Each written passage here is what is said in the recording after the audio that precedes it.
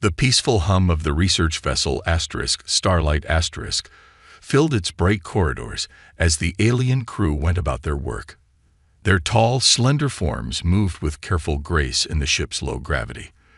These beings, with their blue-tinted skin and large eyes, were perfect examples of life evolved on a gentle world. Lead researcher Tal stood at the main observation window, his long fingers dancing over the control panel as he studied the unusual star system ahead. His species hadn't evolved for danger or conflict. They came from a world of steady breezes and soft rains, where the greatest challenge was reaching the highest fruit on a tree. Unusual energy readings detected, announced Medical Officer Rin, her voice musical and light. The star's behavior doesn't match our previous data. Tal moved to examine her findings, his movements slow and deliberate. Their research mission had been peaceful so far, studying stellar phenomena in this unexplored sector. Neither of them noticed the dark shapes approaching their ship until the first warning alarm sounded. Unknown vessels approaching. The ship's pilot, Lin, called out in alarm.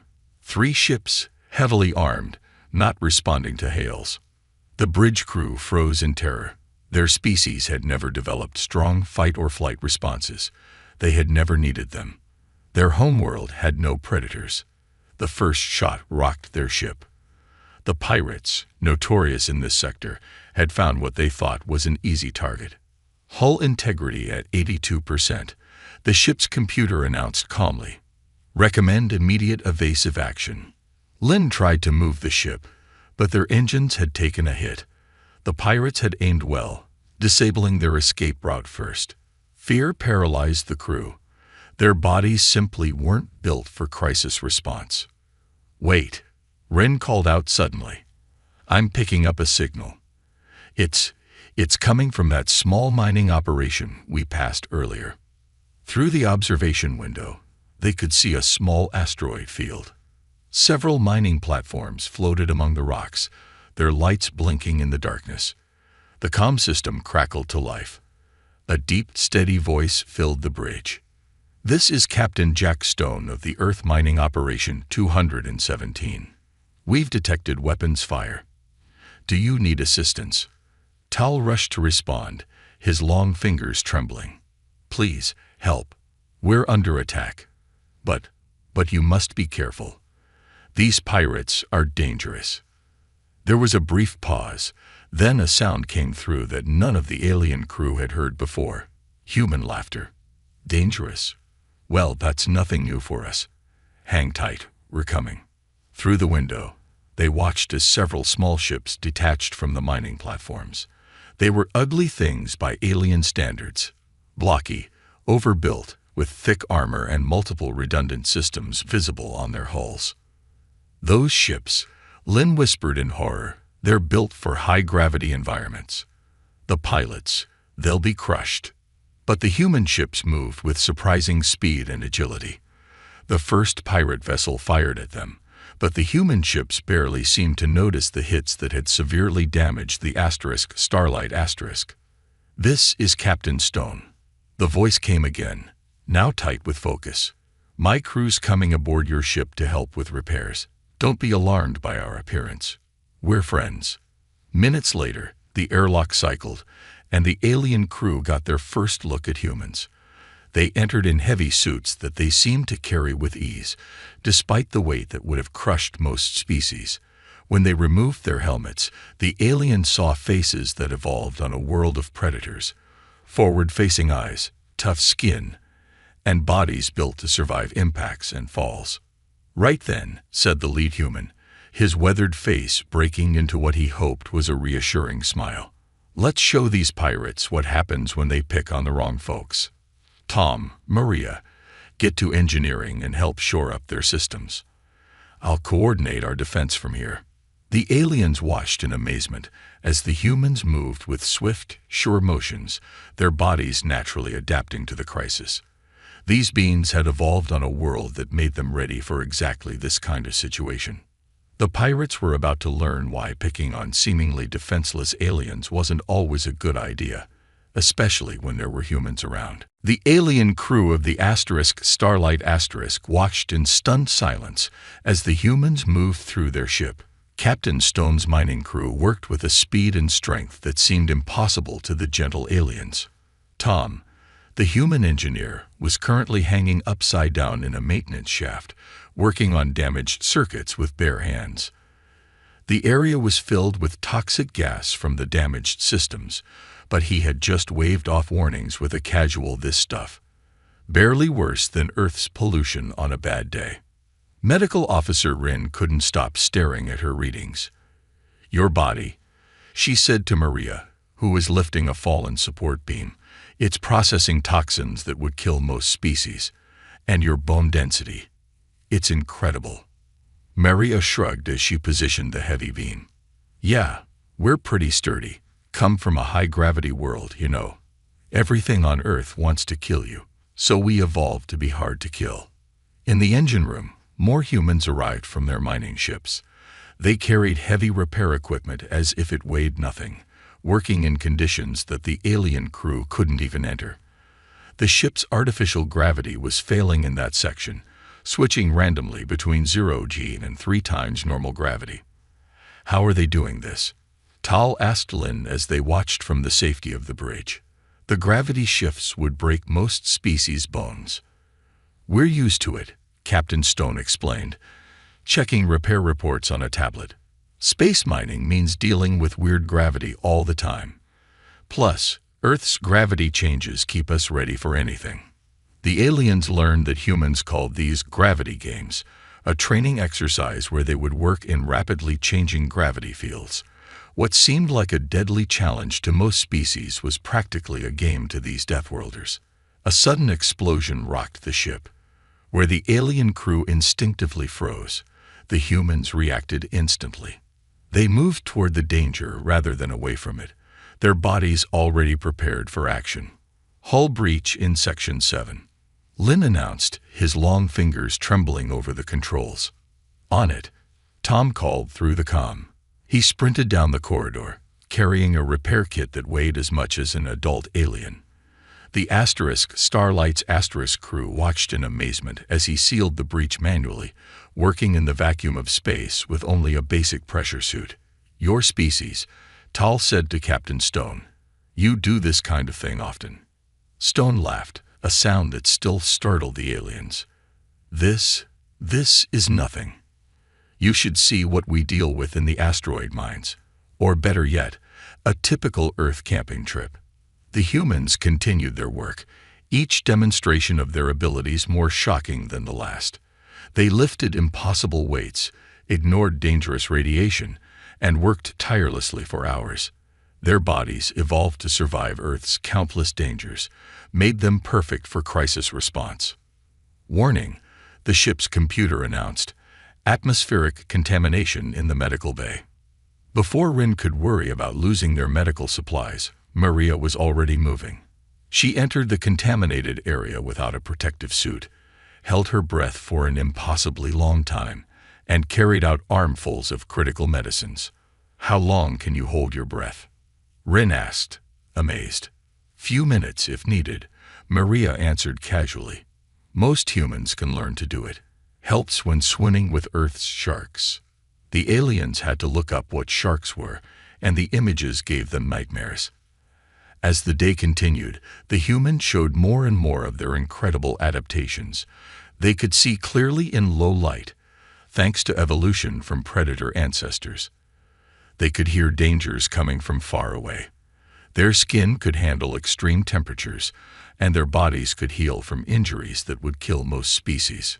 "We're almost done with the critical repairs," Captain Stone announced as evening approached. "Your ship will hold together now." The alien crew looked at their newly reinforced ship with wonder.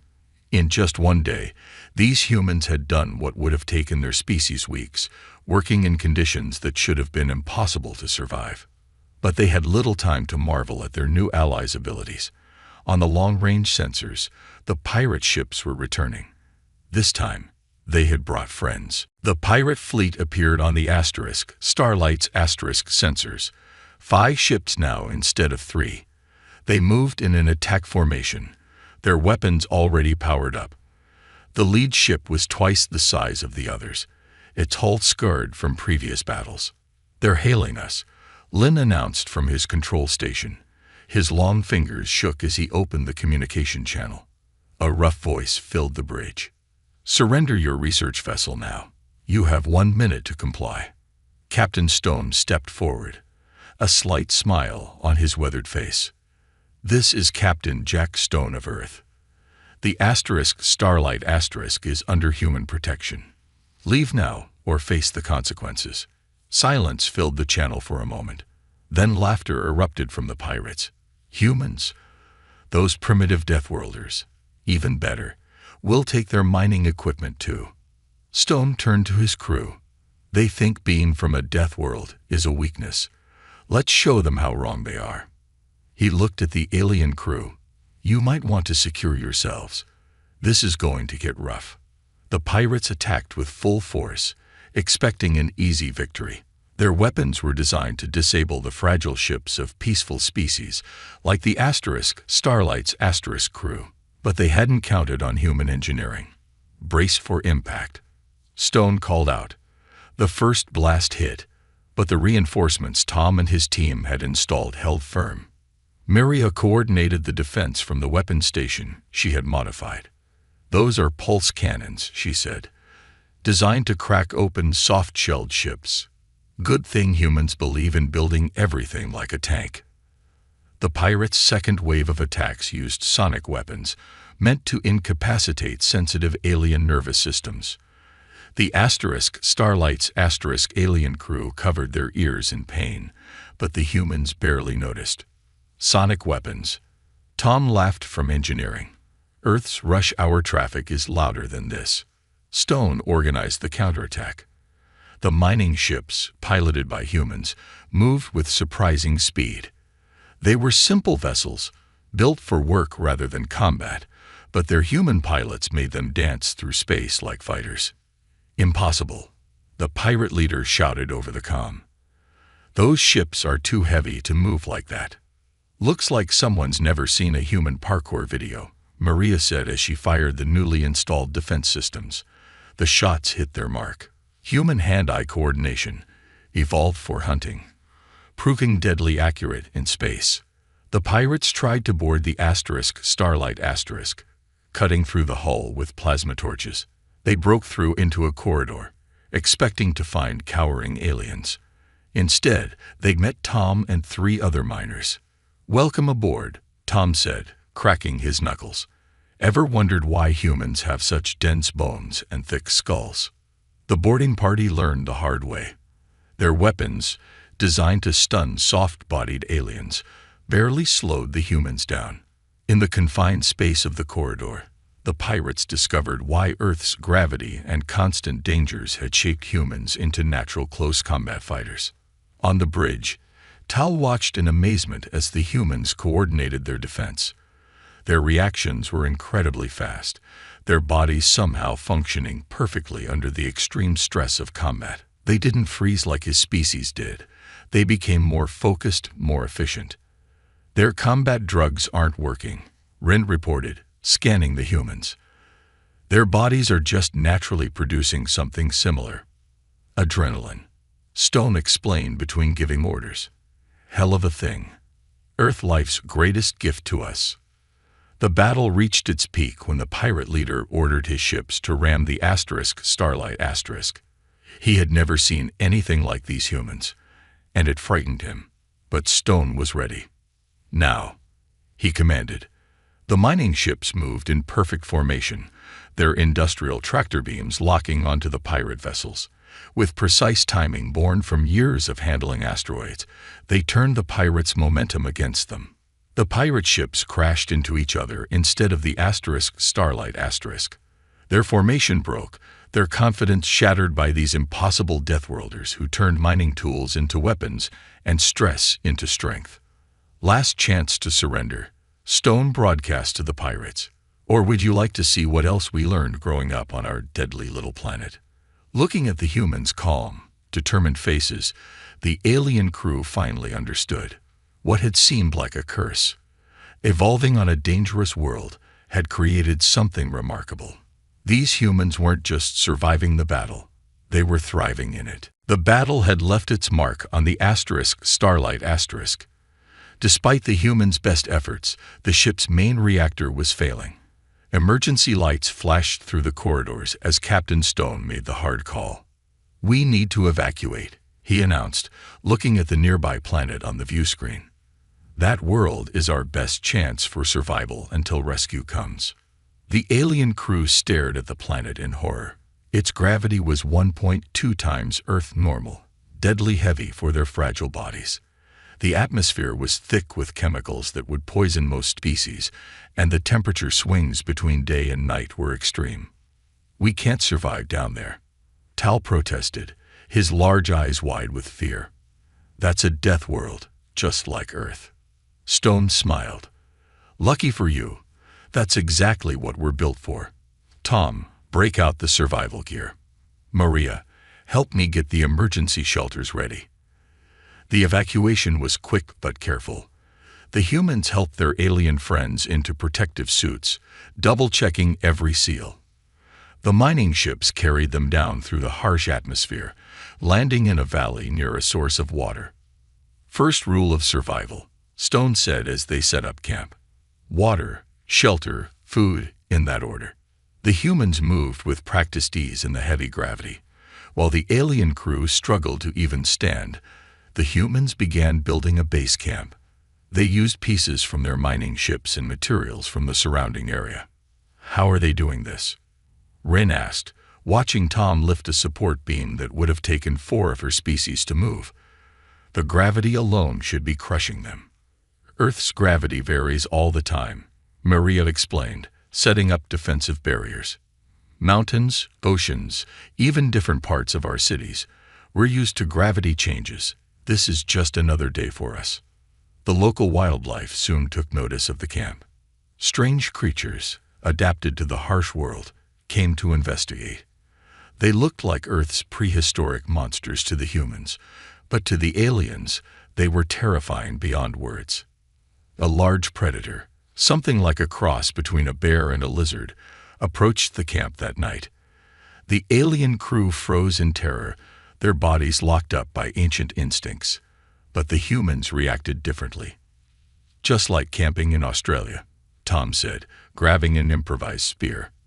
The humans worked together, using their understanding of predator behavior, learned from their own world's dangers to drive the creature away. "You faced things like that on Earth?" Lynn asked, still trembling. "Worse," Maria replied, checking the perimeter. "Earth's predators are sneakier.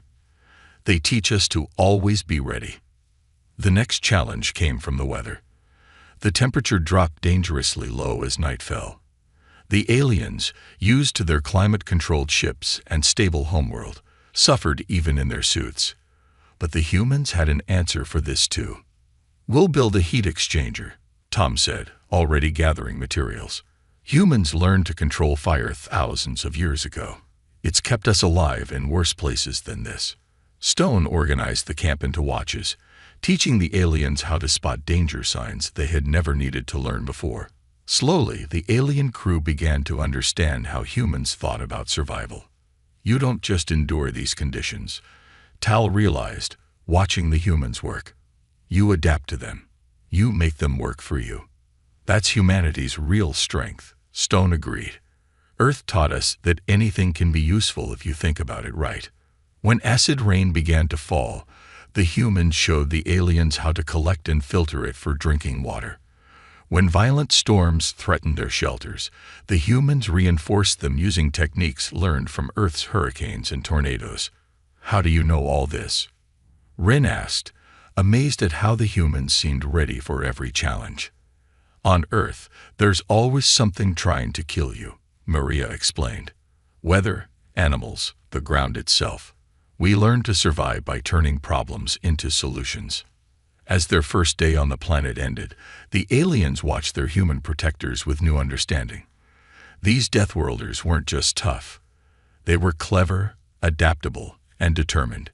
Every danger their harsh homeworld had thrown at them had become a lesson, a tool, a strength. But even the humans knew they couldn't stay on this hostile planet forever. They needed a plan to get back to space, and the pirates were still out there, waiting. As the second day on the hostile planet dawned, Captain Stone sat examining the salvaged data files from the Starlight Asterisk.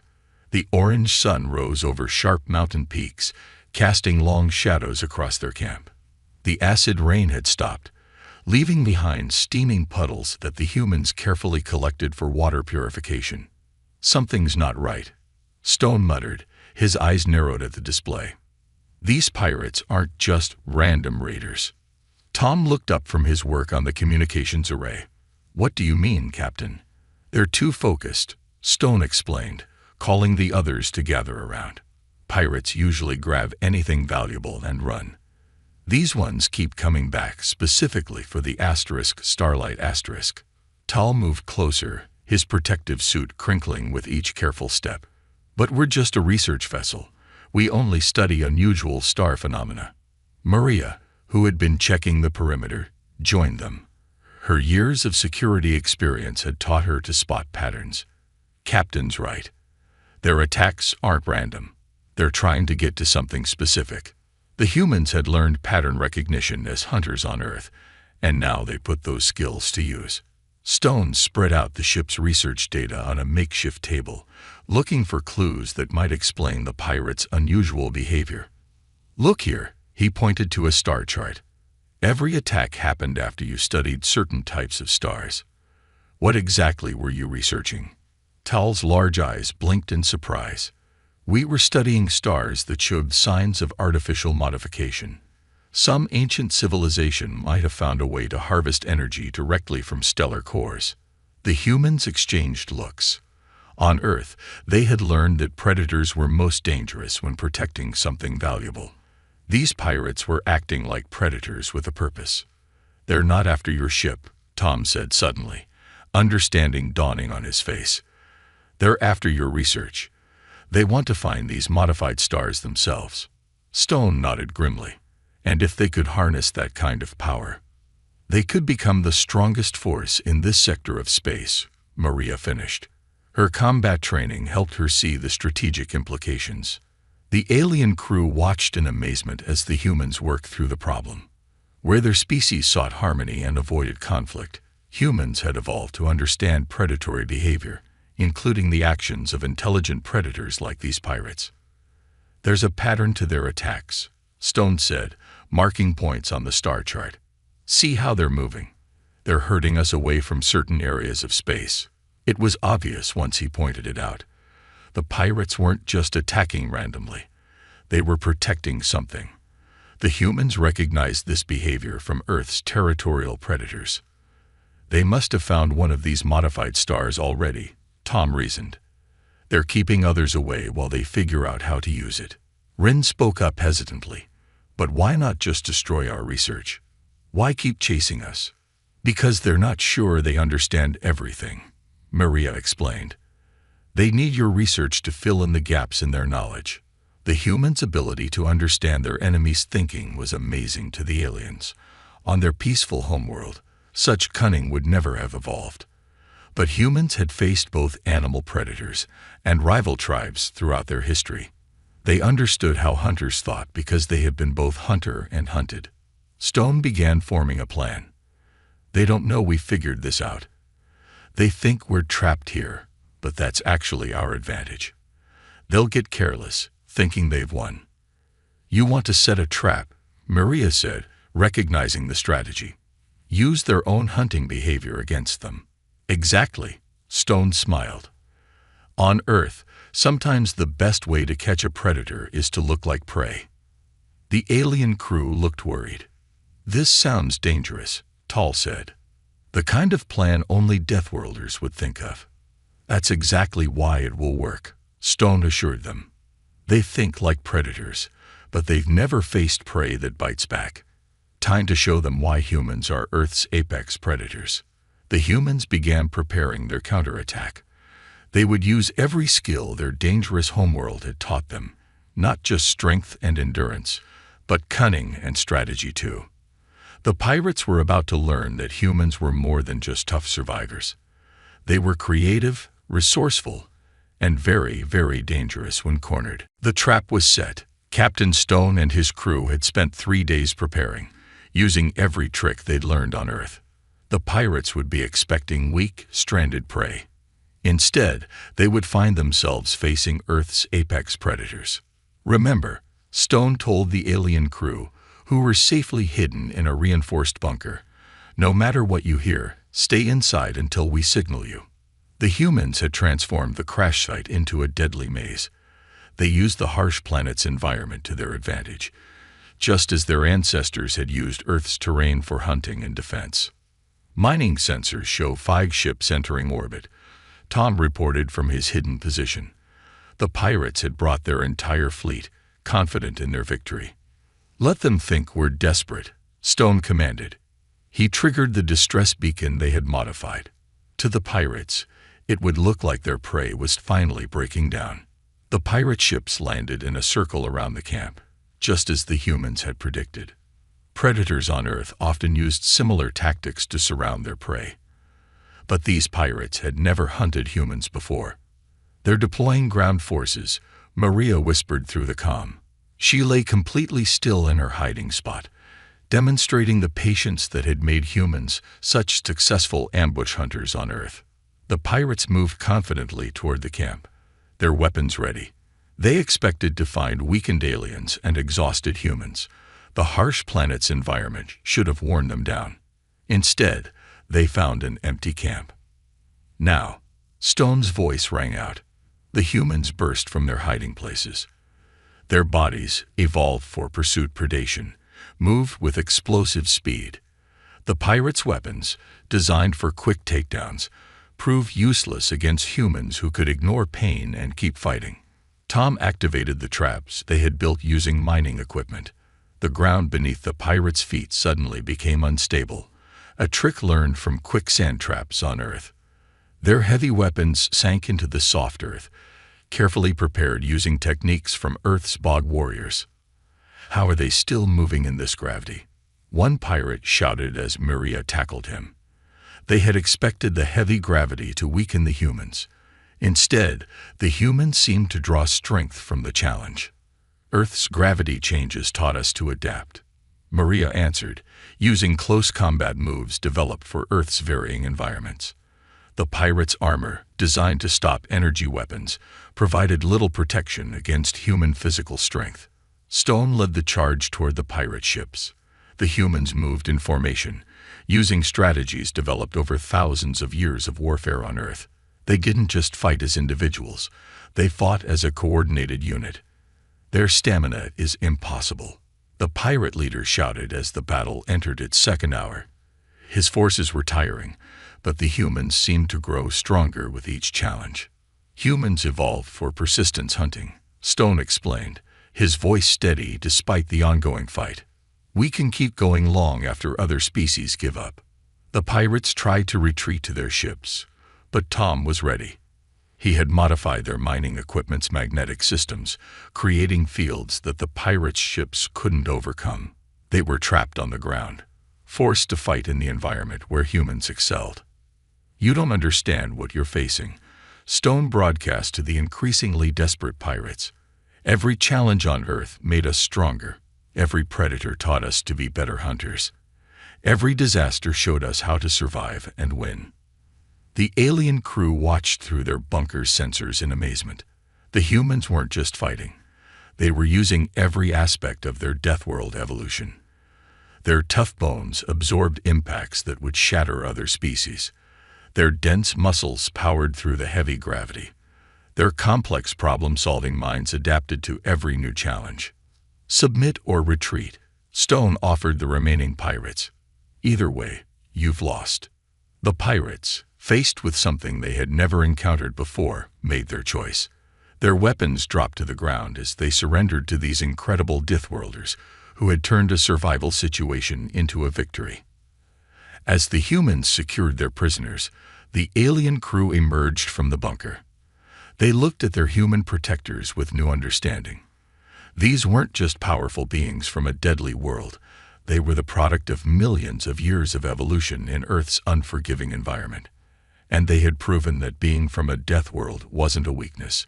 It was their greatest strength. 3 days after the battle, a fleet of alien patrol ships finally arrived in response to the Starlight's original distress call. What they found surprised them. The notorious pirate fleet captured, the research team safe, and a group of humans calmly playing cards while keeping watch over their prisoners. "You should have seen them in action," Tal told the patrol captain, his voice filled with excitement. These humans turned a disaster into a victory. The patrol ship's crews stared at the hostile planet's surface in disbelief. Their sensors showed toxic atmosphere, crushing gravity, and extreme temperatures. According to their records, survival there should have been impossible. "How did you manage this?" the patrol captain asked Stone. "Just another camping trip for us," Stone replied with a smile. "Reminds me of summer in Arizona, actually." Though the acid rain was a new touch, the patrol teams carefully collected the pirate prisoners, who seemed almost relieved to be taken away from the humans. During questioning, the pirate leader finally revealed the truth about the modified stars they had discovered. "We thought we were the most dangerous thing in this sector," he admitted, "until we met these Deathworlders who turned our own hunt against us." News of the humans' achievements spread quickly through alien space. The Galactic Science Council called an emergency meeting to discuss what this meant for their understanding of deadly environments. "We need to revise our classification system," one council member announced. "These humans survive conditions we thought were impossible. And they don't just survive, they thrive." Rin presented her medical data to the council, showing how human bodies had adapted to handle multiple threats at once. "Their entire biology is built around overcoming challenges," she explained. "What we see as deadly, they see as an opportunity to grow stronger." The council was especially interested in how the humans had protected the Starlight's crew. Instead of just fighting the pirates, they had used their Deathworld experience to keep others safe.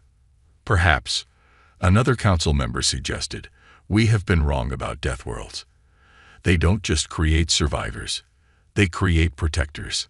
Stone and his crew were honored in a ceremony that made them slightly uncomfortable. Humans weren't used to being praised for what they considered normal behavior. "We just did what anyone would do," Tom said during the ceremony. "On Earth, helping others survive is just part of who we are." The Galactic Science Council made a historic decision. They created a new joint exploration program, pairing human crews with alien research teams. Earth's Deathworld experience would help open up previously impossible research opportunities. "Your species turns deadly environments into workplaces," Tal told Stone as they planned their first official joint mission. "You make the impossible possible." The humans were given a new ship, stronger than the standard research vessels, but more advanced than their mining craft. It combined alien technology with human durability, a perfect symbol of their new partnership. "Remember when you thought being from Earth was a disadvantage?" Maria asked the alien crew as they prepared for their first mission together. "We didn't understand then," Lynn replied. "Your Deathworld didn't just make you strong. It made you innovative, protective, and determined. Those are the real gifts Earth gave you." As their new ship lifted off, carrying both humans and aliens toward new adventures, Stone thought about how much had changed. The galaxy had learned that being from a Deathworld wasn't a curse. It was a source of strength, wisdom, and the ability to help others. "Where should we go first?" Tal asked, looking at the star charts. Stone grinned. Why not check out those systems the pirates were so interested in? After all, if there's something dangerous out there, you'll want some Deathworlders watching your back. The aliens laughed. They had even started to appreciate human humor. Together, they set course for the unknown, ready to face whatever challenges lay ahead. The humans would handle the dangerous parts, the aliens would handle the research, and together they would unlock the galaxy's mysteries. After all, that's what friends do. They help each other overcome their limitations and become something greater than they could be alone.